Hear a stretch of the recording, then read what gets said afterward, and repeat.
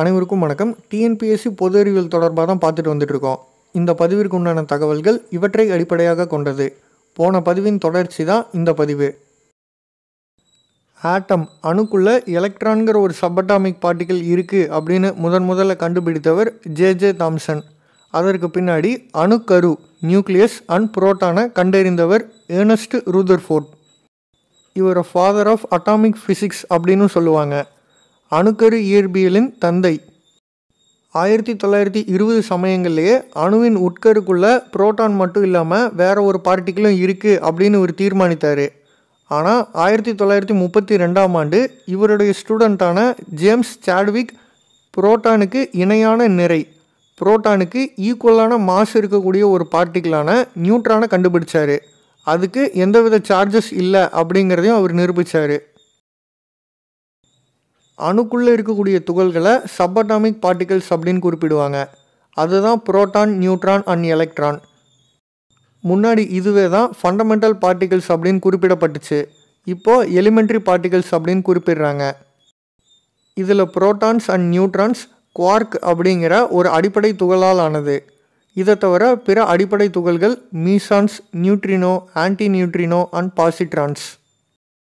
ஒரு தனிமத்தின் வேதிக் குறியீடு உள்ள எழுத்தோட மேற்பகுதியில் எழுதப்படக்கூடியது நிறையன், கீழ்ப்பகுதியில் எழுதப்படக்கூடியது அணு எண். ஒரு எலிமெண்ட்டோட கெமிக்கல் சிம்பலில் சூப்பர் ஸ்கிரிப்டில் எழுதக்கூடியது மாஸ் நம்பர், சப்ஸ்கிரிப்டில் எழுதக்கூடியது அட்டாமிக் நம்பர். நிறை எண் மாஸ் நம்பரை லெட்டர் ஏவால் டினோட் பண்ணுவாங்க. அட்டாமிக் நம்பர் அணு எண்ணை லெட்டர் இசட்டால் டினோட் பண்ணுவாங்க. மற்றபடி இந்த தகவலில் குறிப்பிடப்பட்டிருக்கக்கூடியதை பற்றி தேர்வில் கேட்க மாட்டாங்க. ஜஸ்ட்டு என்ன அப்படிங்கிறத மட்டும் தெரிஞ்சுக்கலாம். லெட்டர் இசட்டோட மீனிங் ஜெர்மானிய மொழியில் நம்பர், எண். முன்னாடி அணு எண் அட்டாமிக் நம்பரை மென்ஷன் பண்ணும்போது லெட்டர் எம்மால் மென்ஷன் பண்ணிகிட்டு இருந்தாங்க, மேசன்ஸால். அப்புறம் அவங்களுடைய மொழியில் ஏசிஎஸ் ஸ்டைல் அப்படின்னு சொல்லக்கூடிய ஸ்டைலை ஃபாலோ பண்ண ஆரம்பிச்சிருக்காங்க. ஸோ லெட்டர் எம்முக்கு பதிலாக ஏவால் டினோட் பண்ண ஆரம்பித்தாங்க. இது ஒரு அணுவில் இருக்கக்கூடிய மொத்த புரோட்டான்களின் எண்ணிக்கை அல்லது எலக்ட்ரான்களின் எண்ணிக்கை. இது ஒரு அணுக்கருக்குள் இருக்கக்கூடிய புரோட்டான் மற்றும் நியூட்ரானின் கூட்டுத்தொகை. ஸ்கேனிங் எலக்ட்ரான் மைக்ரோஸ்கோப் மூலியமாக அணுக்களை பார்வையிட முடியும். இது நானோ அளவுள்ள பொருட்களை உருப்பெருக்கம் செய்ய உதவுது. 1 நானோமீட்டர் = 10⁻⁻⁹ மீட்டர். ஃபார் எக்ஸாம்பிள், புரோட்டானோட வெயிட் 1837 கிலோ இருக்குது அப்படின்னு வச்சுக்கோங்க. ஆனால் எலக்ட்ரானோட வெயிட் ஜஸ்ட் 1 கிலோ தான். புரோட்டானோட மாஸ் அண்டு நியூட்ரானோட மாஸ் ஆல்மோஸ்ட் ஈக்குவல், 1.676 × 10⁻⁻24 கிராம். இதை தான் அட்டாமிக் மாஸ் யூனிட் 1 AMU அப்படின்னு குறிப்பிடுறாங்க, அணு நிறை அலகு. கிராவிடேஷனல் ஃபோர்ஸை விட ரொம்பவுமே ஸ்ட்ராங்கான ஃபோர்ஸஸ் தான் புரோட்டான் அண்ட் நியூட்ரானை நியூக்ளியஸ்குள்ளே பைண்ட் பண்ணி வச்சுருக்கு. அதோட நேம் யுகாவா ஃபோர்ஸ். புரோட்டான்களையும் நியூட்ரான்களையும் இணைக்கும் விசையானது ஈர்ப்பு விசையை காட்டிலும் மிகவும் வலிமையானது. இந்த விசையின் பெயர் யுகாவா விசை. ஐசோடோப் அண்ட் ஐசோபாரை நினைவில் வச்சுக்கிறதுக்கு உண்டான ஷார்ட்கட்டு தான் இங்கே கொடுக்கப்பட்டிருக்கு. ஐசோடோப் அப்படிங்கிற நேம்லேயே டி இருக்குது. So T for top. இங்கே லெஃப்ட் சைடு கொடுத்துருக்கக்கூடிய வேல்யூவில் டாப் வேல்யூ மட்டும் சேஞ்ச் ஆச்சுன்னா அட்டாமிக் மாஸ் டிஃப்ரெண்ட்டாக இருக்குன்னு அர்த்தம். மேலே உள்ள நிறை எண் மாறி இருக்கும். அடுத்து ஐசோபார்ஸ், கீழே உள்ள அணு எண் மட்டும் மாறி இருக்கும். B for bottom. Bottom value change ஆச்சுன்னா அட்டாமிக் நம்பர் டிஃப்ரெண்ட்டாக இருக்குன்னு அர்த்தம். ஃபஸ்ட்டு குளோரின் எக்ஸாம்பிள் பார்த்தீங்கன்னா இது ஐசோடோப்ஸ். ஸோ மேலே இருக்கக்கூடிய வேல்யூ மட்டும் சேஞ்ச் ஆகிருக்கு, கீழே சேமாக இருக்குது. அடுத்து செகண்ட் இருக்கக்கூடிய எக்ஸாம்பிள்ஸ் ஆர்கான் அண்ட் கால்சியம். மேலே இருக்கக்கூடிய வேல்யூ சேஞ்ச் ஆகலை, பாட்டமில் இருக்கக்கூடிய வேல்யூ மட்டும் சேஞ்ச் ஆகிருக்கு. ஸோ இது ஐசோபார். அடுத்து third example boron and carbon. இந்த ரெண்டோட டாப் வேல்யூவும் சேஞ்ச் ஆகிருக்கு, பாட்டம் வேல்யூவும் சேஞ்ச் ஆகிருக்கு. இப்போ தனித்தனியாக அதனுடைய mass number minus atomic number ரெண்டையுமே கால்குலேட் பண்ணும்போது நியூட்ரானின் எண்ணிக்கை சேமாக வருது. ஸோ இந்த மாதிரி வந்ததுன்னா ஐசோடோன். மாடர்ன் பீரியாடிக் டேபிளில் ஒவ்வொரு குரூப் என்ன ஃபேமிலியை சேர்ந்தது அப்படின்னு தான் இங்கே கொடுக்கப்பட்டிருக்கு. Group 1 alkali metals, group 2 alkaline earth metals. So இந்த ரெண்டும் ஒரு செட்டாக ஞாபகம் வச்சுக்கோங்க.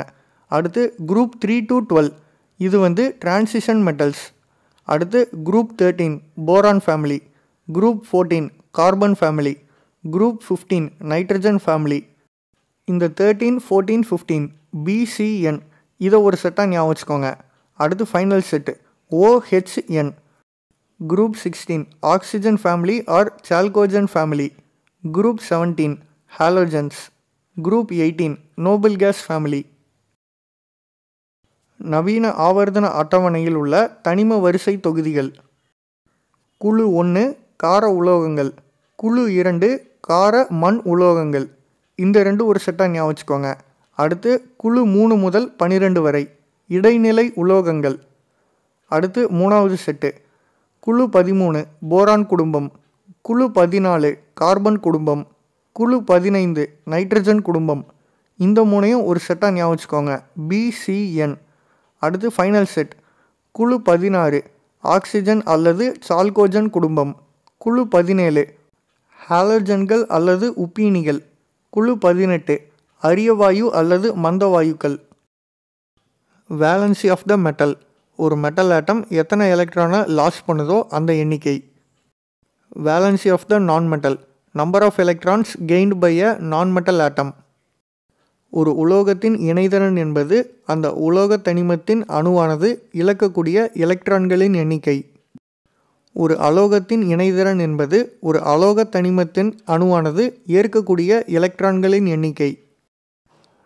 மாடர்ன் பீரியாடிக் டேபிளில் நான் மெட்டல்ஸ் லிஸ்ட் அவுட் பண்ணியிருக்கக்கூடியது ஒன்லி P பிளாக்.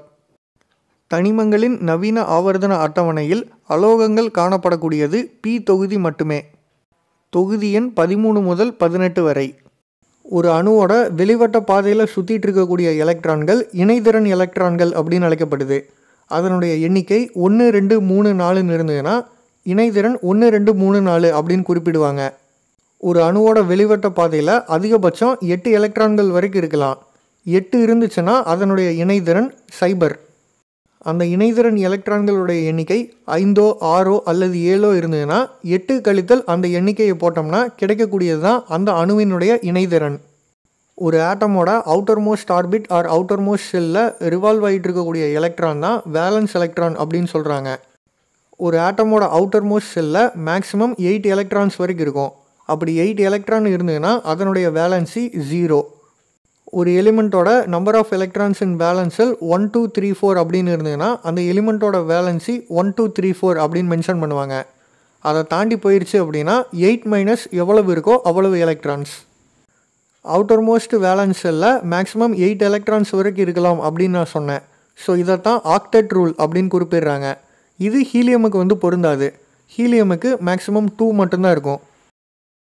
எலக்ட்ரானிய இணைதிறன் பிணைப்பை அயனி பிணைப்பு அப்படின்னு குறிப்பிடலாம்.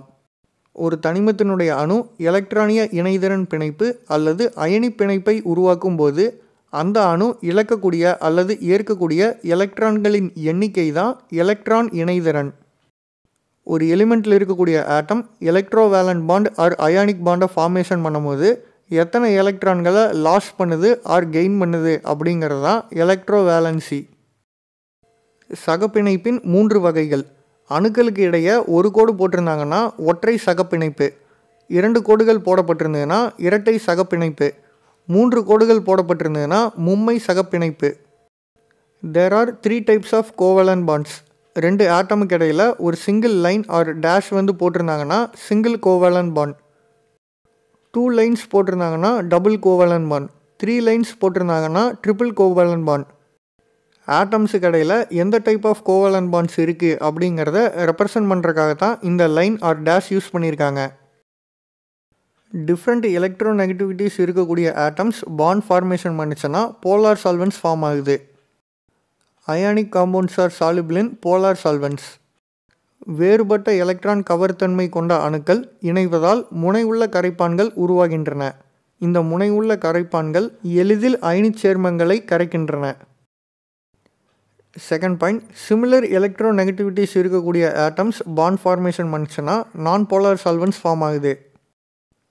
கோவேலன்ட் compounds are soluble in non polar solvents. Electron கவர்த்தன்மையில் குறைந்த அளவே வேறுபாடு கொண்ட அணுக்கள் அல்லது ஒரே மாதிரியான எலக்ட்ரான் கவர்த்தன்மை உள்ள இருவேறு அணுக்கள் இணைவதால் முனைவற்ற கரைப்பான்கள் உருவாகின்றன.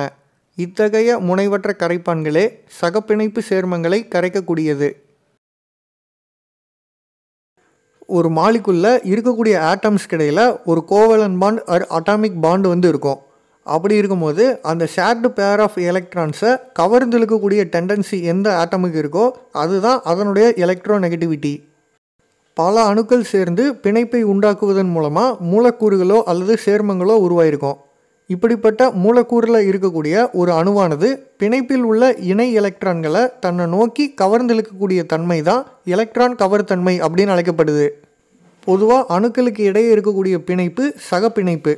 இது தவிர அணுக்களுக்கு இடையே அயனி பிணைப்போ அல்லது முனைவற்ற பிணைப்போ உருவாவதற்கு உண்டான காரணம் இந்த எலக்ட்ரான் கவர்த்தன்மை. ஒரு ஆட்டமுக்கு இருக்கக்கூடிய எலக்ட்ரோநெகட்டிவிட்டி டெண்டன்சி ஆர் ப்ராப்பர்ட்டினால தான் ஆட்டம்ஸுக்கு இடையில் non polar covalent bond, polar covalent bond or ionic bond form ஆகுது. வேதி வினையை பற்றிய ஒரு தகவல் தான் இது. ஆக்சிஜனேற்றம் மற்றும் ஒடுக்கம் இரண்டுமே நிகழக்கூடியது ஆக்சிஜனேற்ற ஒடுக்க நிகழ்வு. ஆக்சிஜனேற்ற வேதி வினையில் இந்த மூணில் ஏதாவது ஒன்று நடக்கும். ஆக்சிஜனை சேர்த்தல், ஹைட்ரஜனை நீக்குதல், எலக்ட்ரானை இழத்தல். இந்த ரெண்டும் வந்து பிரச்சனை கிடையாது. பட் எலக்ட்ரானை இழத்தல் ஆக்சிஜனேற்றம் இது வந்து முக்கியமாக ஞாபகம் வச்சுக்க வேண்டியது. இழத்தல் அப்படின்னா பேரில் வந்து ஏற்றம் அப்படின்னு இருக்கும். அடுத்து ஒடுக்க நிகழ்வு. ஹைட்ரஜனை சேர்த்தல், ஆக்சிஜனை நீக்குதல், எலக்ட்ரானை ஏற்றல். ஒடுக்கம் எலக்ட்ரானை ஏற்றல். Oxidation reaction and reduction reaction ரெண்டுமே நடக்கக்கூடியது ரிடாக்ஸ் ரியாக்ஷன். ஒரு கெமிக்கல் ரியாக்ஷனில் ஆக்சிடேஷன் நடந்திருக்கு அப்படின்னா அதில் addition of oxygen or removal of hydrogen or loss of electron நடந்திருக்கணும். இந்த ரெண்டும் எல்லாத்துக்கும் தெரியும். பட் இது வந்து ஞாபகம் வச்சுக்கிறதுக்கு ஒரு சின்ன ஐடியா.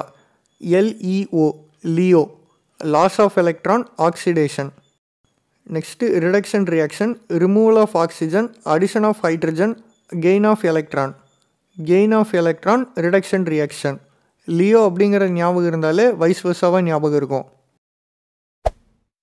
இன்னும் நிறைய லெசன்ஸ் இருக்குது, அதை வரக்கூடிய பதிவுகளில் பார்ப்போம். தொடர்ந்து இணைந்திருங்கள். நன்றி.